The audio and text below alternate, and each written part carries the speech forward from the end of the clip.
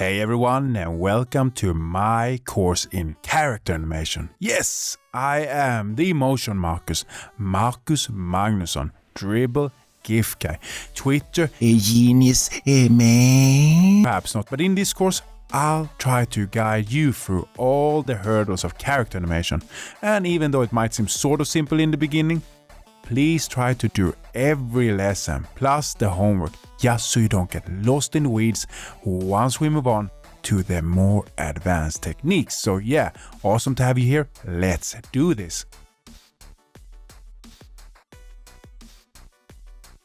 Let me just show you this one thing before we get started. This is me. I'm roughly 7.5 heads tall.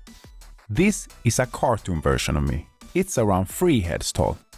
This is if me and my cartoon version had a love child, aka the character I designed for this course, and is around 5.5 heads tall. And now why is this interesting? Well, 2 reasons. 1. It gives us a good understanding of the size difference between a normal character and a cartoon character. And 2. I'm gonna use this type of head measuring once we get into Illustrator, and that will make it a lot easier for you to follow along and imitate. So let's just head on over to Illustrator. First thing we need to do is create a new file. So tap on Create New, then choose Art and Illustration 1920 x 1080 and hit Create. Now, to align your artboard with mine, simply go to Window, Workspace and hit Painting.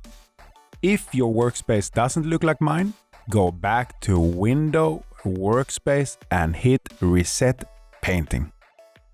Okay, so we don't really need swatches here. How do we do it? Well, right-click on the panel and hit Close. Let's also close down Libraries, Color Guide, Brushes and Symbols.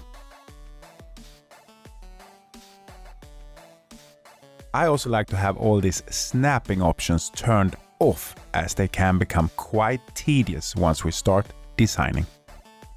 Now, let's get familiar with some of these tools. Go to the tool panel and locate the square tool. To scale a perfect square, just hold down Shift when you drag. If you hold down Shift plus Alt, the square will size perfectly from the center. You will also find the ellipse tool under the same drop-down. Click on it and draw a circle.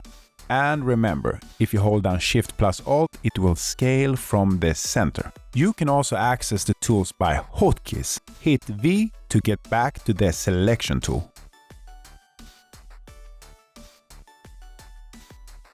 If you hold down space, you get this little neat hand here, which allows you to browse around the canvas. To quickly zoom into your artwork, hit Command plus on Mac and Control plus on PC. And to zoom back out again, hit Command minus on Mac and Control minus on PC. Another tool we'll use frequently is the pen tool, so go to the toolbar and select it. Then try drawing some curved lines. If you click and drag at the same time, you will get these little neat Bezier handles. To stop drawing, I normally hit V, which is the hotkey for the selection tool, and then I go back to the pen tool by hitting P.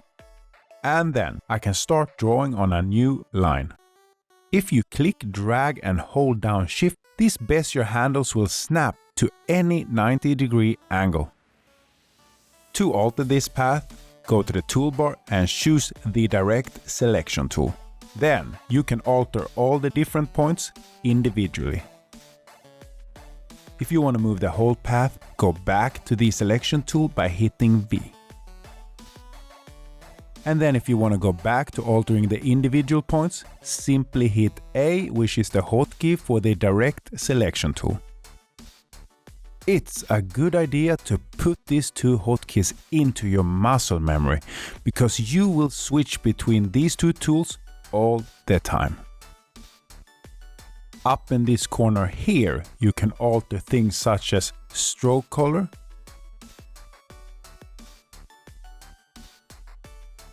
the stroke thickness, and the fill color.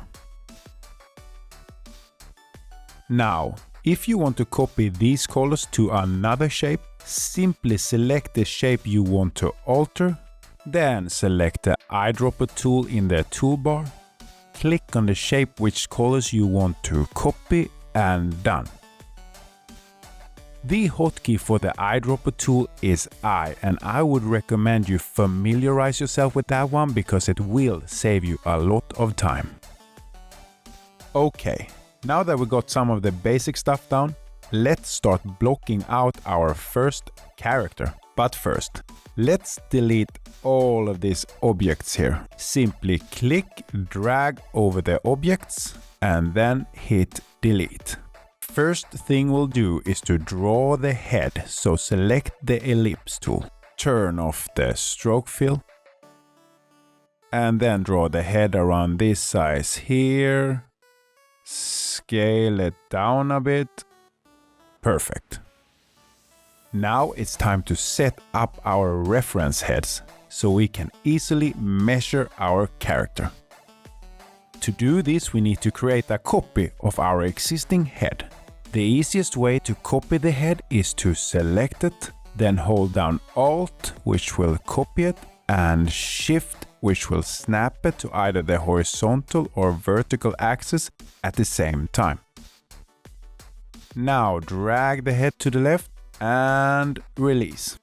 Then create 5 more instances of this head by once again holding down Alt plus Shift and dragging the heads downwards 5 times.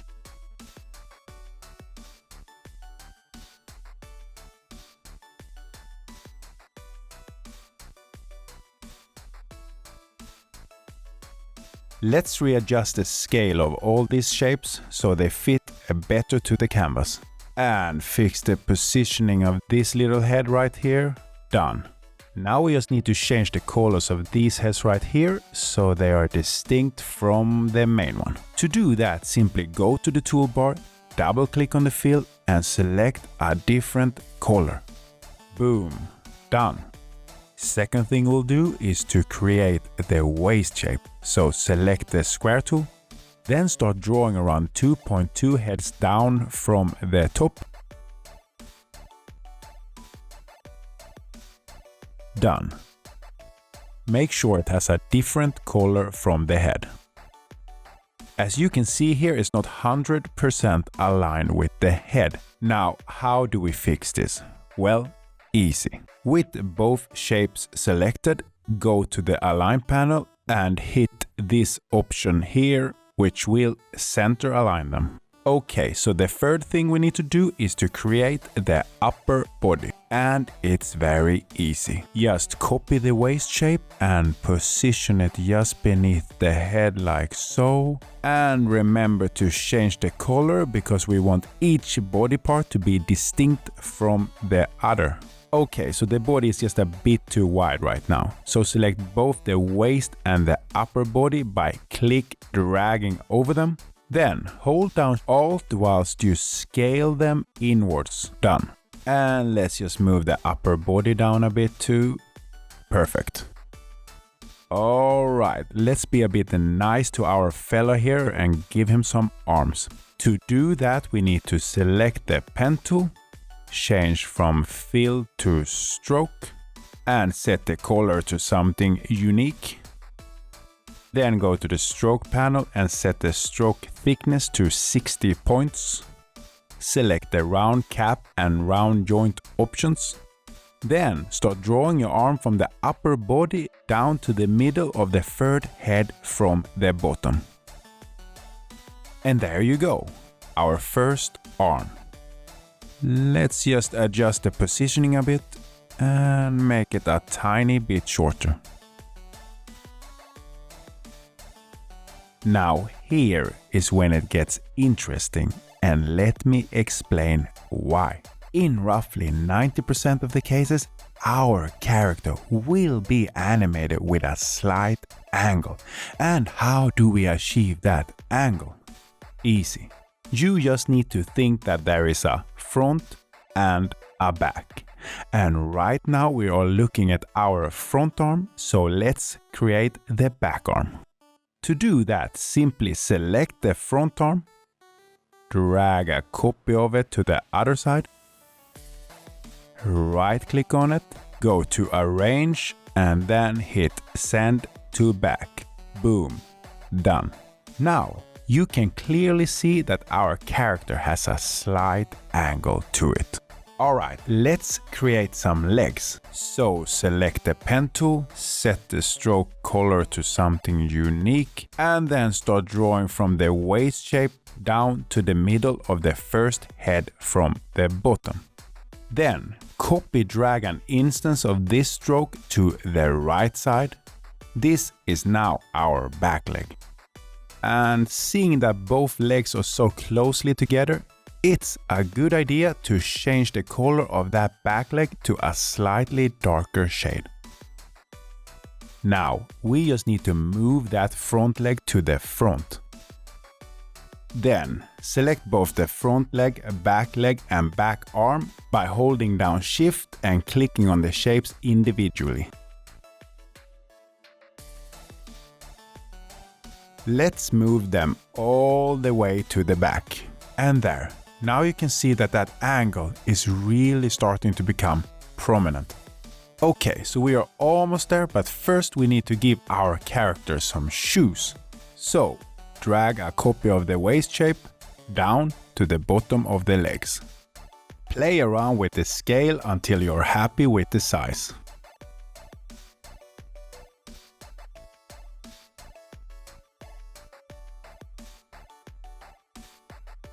Then, change the color to something unique and drag a copy of the shoe to the left.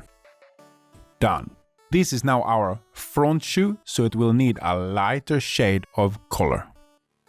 And keep on adjusting the position until you're 100% happy. Last thing we'll need to do is to create some hands. So, drag a copy from the head, scale it down a bit, then place it at the bottom of the front arm.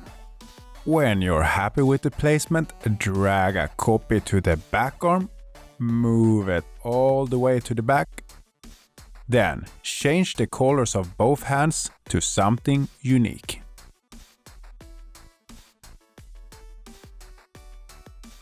And voila! You got your first character. But wait. Let's just adjust the positioning of the bottom arms and hands together. To do that, we need the direct selection tool, so hit A. Then, click drag over the part we want to move. But wait. Now we got some of those points from the legs in there. How do we deselect them? Simple. Just hold down Shift and deselect the points. And now we can finally go ahead and move those hands upwards with the up arrow. And yes, if you hold down Shift at the same time, it will take bigger leaps. When you're happy with your character, I would suggest selecting it, right-clicking on it, and then hit Group. And now, you can move around the whole character as one unit without risking displacing any individual body part. Now, let's try doing some different versions of our base character. So first, do 2 copies.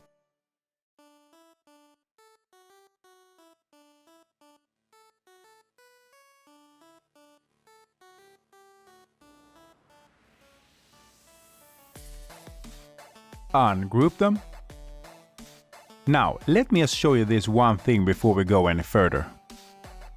If you right-click on the character, then go to Transform and hit Scale. You will see an option called Scale, Strokes and Effects. Make sure that one is filled in, because otherwise this will happen.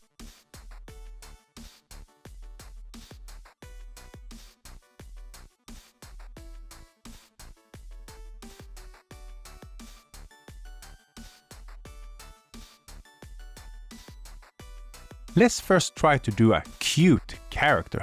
And what is significant for our cute character?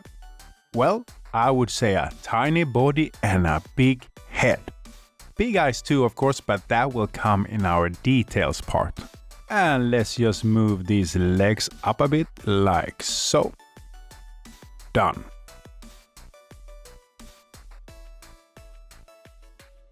Now, for the third character, let's try doing something a bit more intimidating. And what is significant for an intimidating character? Well, I would say it's bigger with broader shoulders, bigger arms and a tinier head.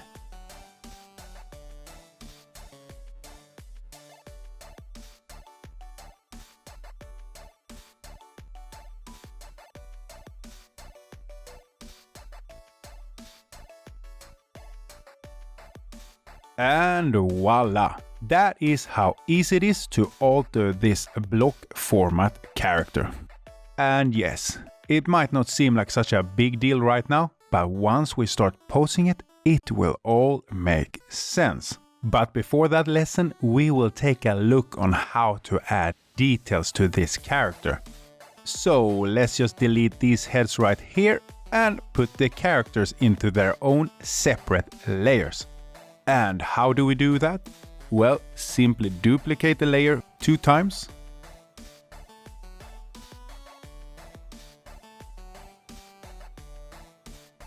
Give them logical names.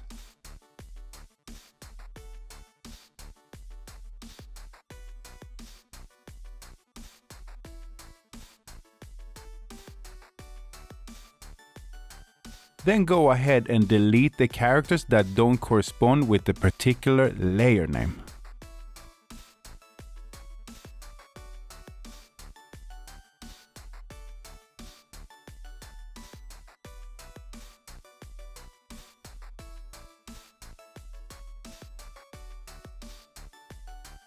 Now we just need to save this document, so go to File, hit Save. Name it whatever you feel like.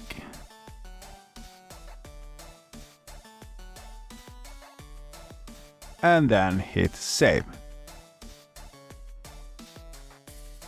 Now run down to your wine cellar. Take your most expensive champagne. Pop it, spray it all around the walls like so.